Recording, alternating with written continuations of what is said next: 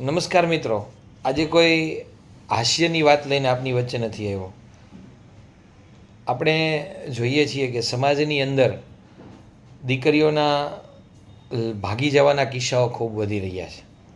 ત્યારે હું ખાસ આ દીકરીઓને કહેવા માગીશ કે તમે ભાગી જાઓ છો એટલે તમે ખાલી તમારું જ નથી વિચારતા, પણ જે દીકરી ભાગી જાય છે એની પાછળ એ ઘણી બધી દીકરીઓનું ભવિષ્ય ખરાબ કરતી જાય છે.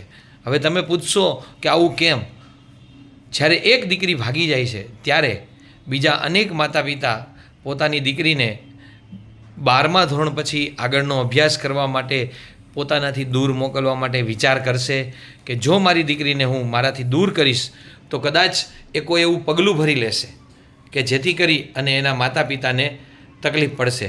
એટલે મારું એવું માનવું છે કે ઘણી બધી દીકરીઓ જે લગ્ન કરવા માટે પોતે પોતાના મનગમતા યુવાન સાથે ભાગી જાય છે અને લગ્ન કરે છે, ત્યારે આ દીકરીઓ માત્ર પોતાનું જ નહીં પણ બીજી અનેક દીકરીઓનું ભવિષ્ય છે એ બગાડતી હોય છે.